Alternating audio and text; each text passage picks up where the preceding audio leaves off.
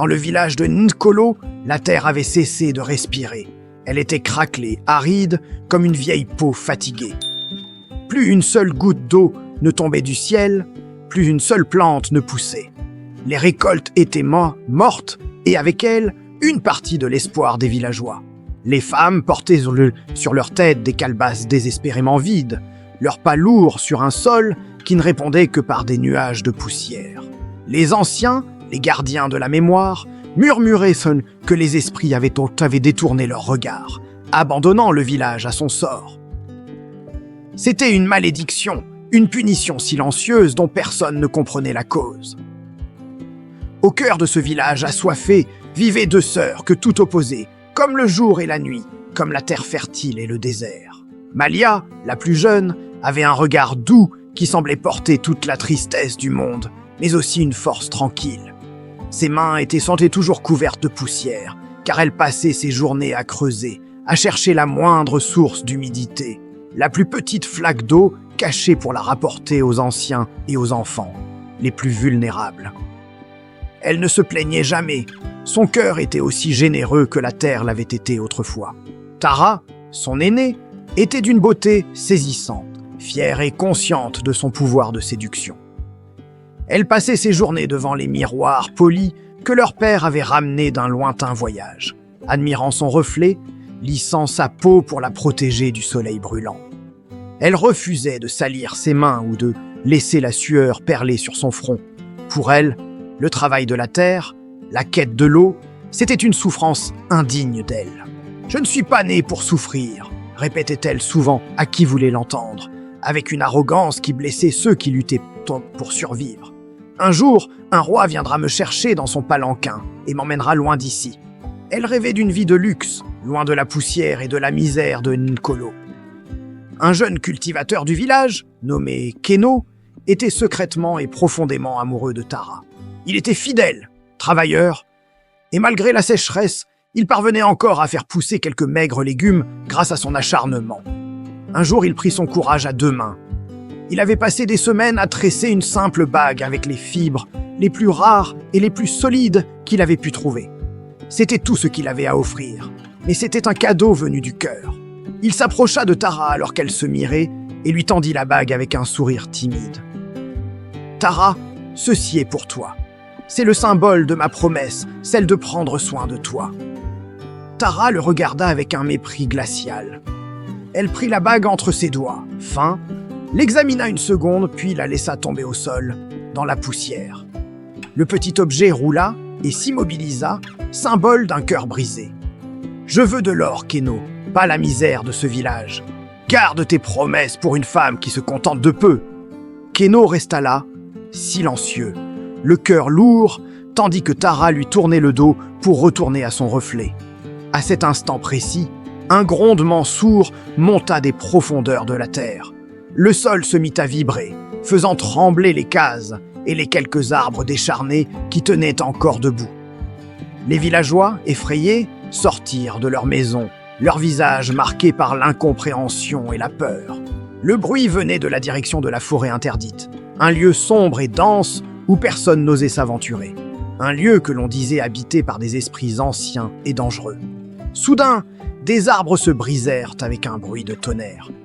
Une créature gigantesque émergea de l'ombre de la forêt, avançant lentement vers le village. Son apparence était terrifiante. Elle avait le corps puissant d'un homme, mais sa tête était celle d'un serpent ancien, avec des écailles sombres et des yeux qui brûlaient comme des charbons ardents. C'était le Nzombo, une créature des légendes que les anciens racontaient aux enfants pour leur faire peur. Mais aujourd'hui, la légende était devenue réalité. Le monstre s'arrêta à la lisière du village, sa silhouette se découpant sur le ciel sans nuages. Un silence de mort tomba sur Nkolo. Puis, la voix de la créature retentit, une voix grave et sifflante qui semblait venir d'outre-tombe et qui glaça le sang de tous les habitants. « Votre terre se meurt parce que vos cœurs se sont asséchés », dit le Nzombo, ses yeux de feu balayant la foule tremblant. « La pluie ne reviendra que lorsque vous aurez payé votre dû. Offrez-moi une épouse au cœur pur. Donnez-la-moi, et j'ouvrirai les cieux pour vous. Refusez, et votre village ne sera plus que poussière. » La peur brute et viscérale s'empara du village. Les regards des habitants changèrent. La solidarité qui les unissait face à la sécheresse se brisa en un instant. Chacun commença à regarder son voisin, sa voisine, cherchant une coupable, une sacrifiée. La peur transforma les regards en armes, et le village de Nkolo, déjà affaibli par la faim et la soif, se prépara à se déchirer de l'intérieur. Qui serait choisi? Qui avait le cœur assez pur pour apaiser la colère du Nzombo et sauver le village de la destruction? La question flottait dans l'air, lourde et menaçante. La panique s'installa. Les familles se regroupèrent, les pères protégeant leurs filles, les maris leurs femmes. Les murmures se transformèrent en accusations. « C'est la fille de un tel, elle a déjà toujours été trop orgueilleuse », disait l'un. « Non, c'est celle-ci, son cœur resté noir », répondait un autre. Le conseil des anciens se réunit en urgence, leur sagesse mise à rude épreuve par une situation sans précédent. Le Nzombo attendait, immobile, sa présence seule suffisant à maintenir le village dans un état de terreur absolue. Le soleil continuait de frapper la terre, indifférent au drame qui se jouait. Au milieu de ce chaos, Malia continuait de distribuer les dernières gouttes d'eau qu'elle avait réussi à trouver, son visage calme contrastant avec l'hystérie générale. Elle regarda sa sœur, Tara, qui se tenait à l'écart, le visage pâle de peur mais toujours aussi fier. Pour la première fois, la beauté de Tara ne lui était d'aucune aide. Au contraire, elle attirait les regards soupçonneux. Un cœur pur. Qu'est-ce que cela signifiait vraiment? Était-ce la bonté et le sacrifice de Malia? Ou l'innocence égoïste de Tara, qui n'avait jamais fait de mal à personne, simplement parce qu'elle ne s'était jamais souciée de personne d'autre qu'elle-même? La décision devait être prise, et vite, car la patience du monstre semblait avoir des limites. Le destin de Nkolo reposait désormais sur le choix d'une seule femme. Merci d'avoir suivi cette première partie de notre conte. Si vous avez aimé, n'oubliez pas de liker la vidéo et de vous abonner à la chaîne pour ne pas manquer la suite de l'histoire des deux sœurs et de la malédiction de la sécheresse. À très bientôt pour découvrir qui sera offerte au Nzombo. Une pluie fine tombait sur le village, une pluie qui ne lavait rien, qui n'apaisait rien. Elle ne faisait que coller la terre aux pieds des habitants, une boue lourde comme leur conscience. Chaque année, à la même saison, une ombre planait sur eux, une dette devait être payée, une vie pure devait être offerte au Nzombo, la créature qui hantait la forêt voisine, pour que la pluie nourricière revienne enfin. Cette année-là, le silence dans la hutte du chef était plus assourdissant que les tambours. Les familles se regardaient, le cœur serré, priant pour que le sort ne tombe pas sur elles. Tara, l'aînée de deux sœurs, sentit le regard du doyen se poser sur elle. La panique lui glaça le sang. C'était une peur primaire, animale, celle qui pousse à la survie, même au prix de la trahison. Dans un geste qui allait sceller le destin de sa famille, elle pointa un doigt, tremblant, vers sa cadette. « Malia !» Sa voix était un murmure rauque, à peine audible. « Malia est pure. Elle n'a jamais connu le péché, jamais menti. Prenez-la. » Les mots flottèrent dans l'air, suspendus, empoisonnés. Malia, assise en retrait, leva des yeux emplis d'incompréhension vers sa sœur.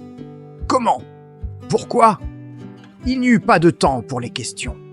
La peur rend les hommes cruels, et le soulagement encore plus.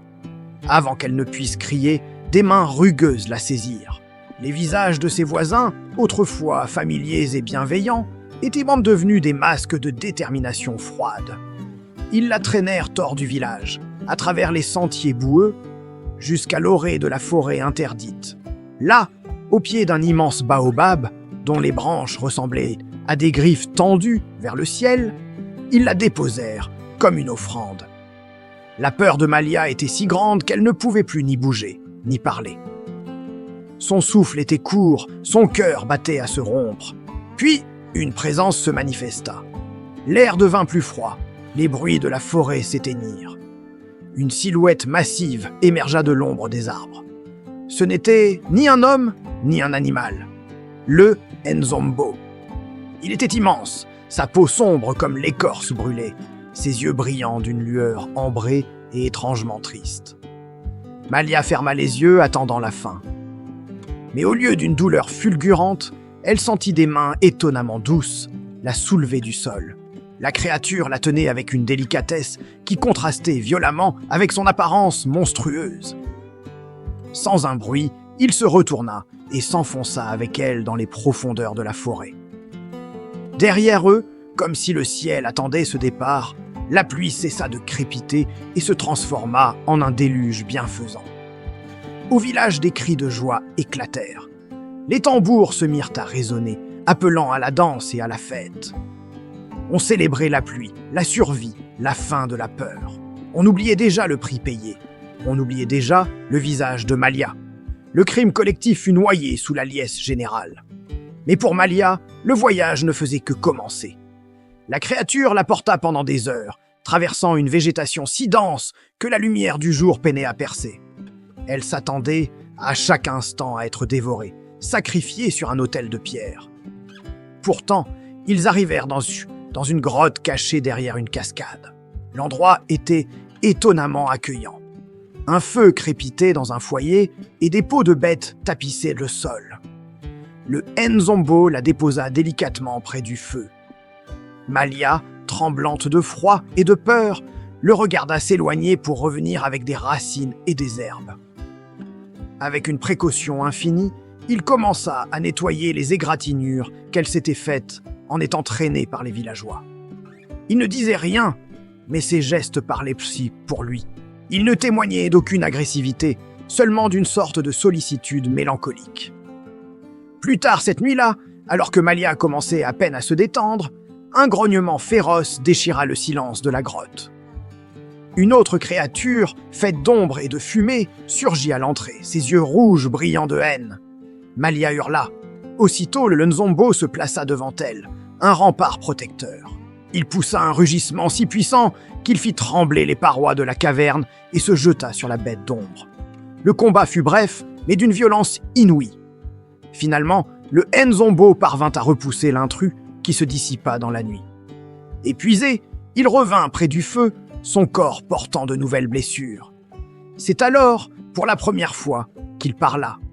Sa voix était profonde, humaine, mais chargée d'une infinie tristesse. « N'aie pas peur, dit-il. Je ne te ferai aucun mal. » Malia, stupéfaite, ne put que le fixer. Il soupira, et le monstre sembla disparaître pour laisser place à un être brisé. « Je n'ai pas toujours été ainsi, continua-t-il. Mon nom est Zairou. J'étais autrefois le roi de ces terres. Le palais que tu vois au loin, au-delà de la forêt, était ma demeure. » Il marqua une pause comme si les souvenirs étaient une douleur physique. J'avais un frère, jaloux de mon trône, avide de mon pouvoir. Il a pactisé avec des magies anciennes et sombres. Un soir de pleine lune, il m'a jeté une malédiction. Il m'a transformé en cette chose, le Nzombo, le monstre que les villages doivent apaiser. Il expliqua que la malédiction était cruelle. Il conservait son esprit, ses souvenirs, mais son corps était devenu cette prison. Chaque année, la magie noire exigeait l'énergie vitale d'une âme pure pour se maintenir, forçant les villages à ces sacrifices odieux. « Mais le temps presse, dit-il, le regard tourné vers une ouverture dans le plafond de la grotte où la lune commençait à poindre. À la prochaine pleine lune, la transformation sera complète. Je perdrai tout ce qui me reste d'humanité. Je deviendrai une bête sans âme pour l'éternité. » Malia l'écoutait, son cœur oscillant entre la peur et une pitié grandissante. Cet être n'était pas un monstre, c'était une victime, tout comme elle. « Existe-t-il un moyen de briser le sort ?» demanda-t-elle timidement. Le regard de Zairou s'illumina d'une lueur d'espoir fragile. « Oui, il n'y en a qu'un.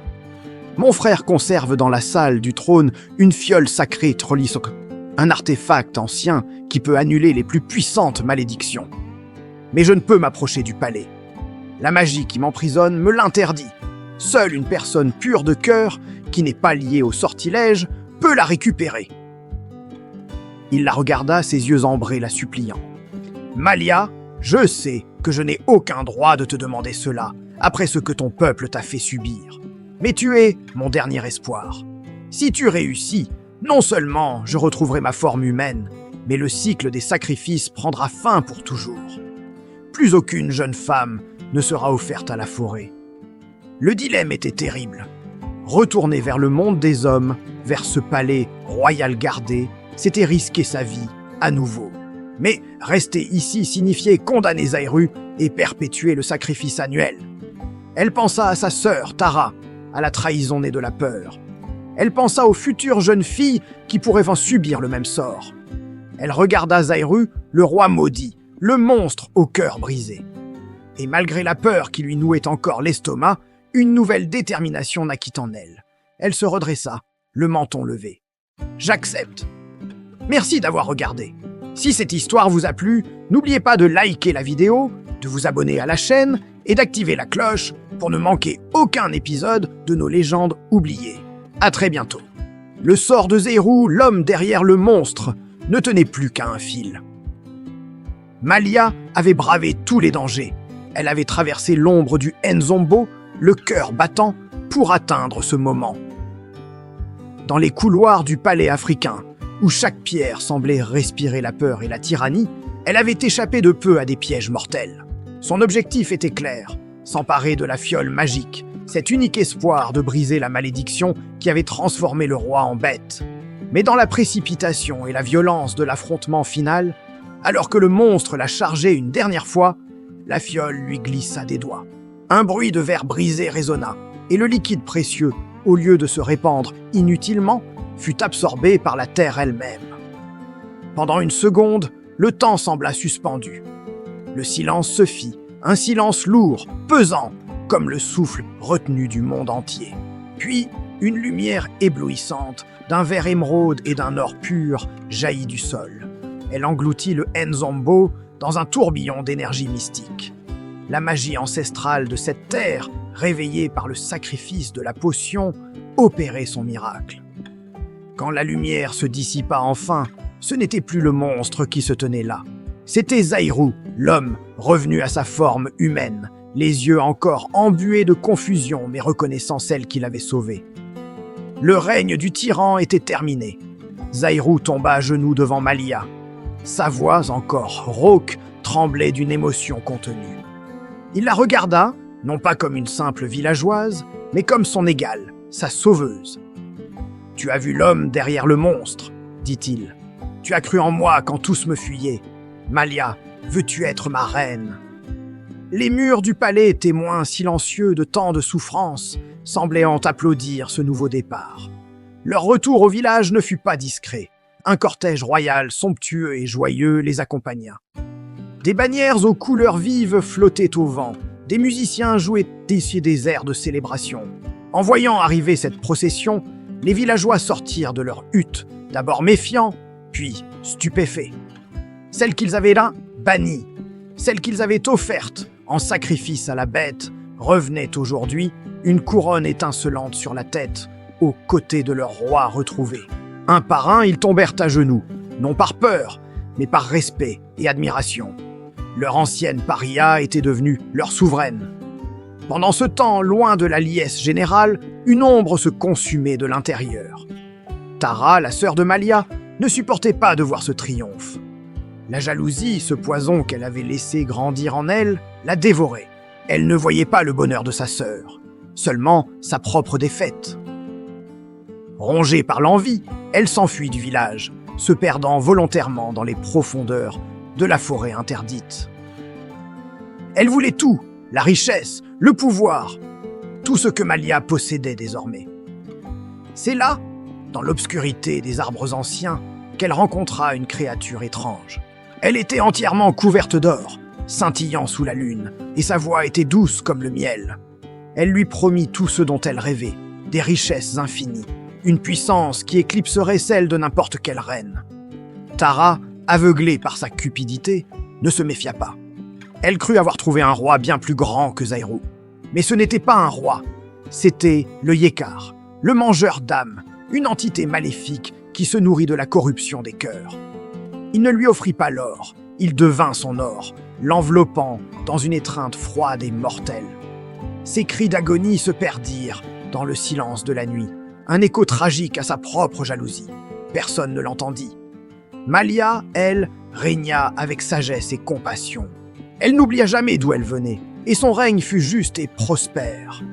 Elle avait prouvé à tous que la vraie royauté ne se trouve pas dans une couronne ou dans l'or, mais dans la force du cœur, dans le courage de voir le bien même dans l'obscurité la plus profonde.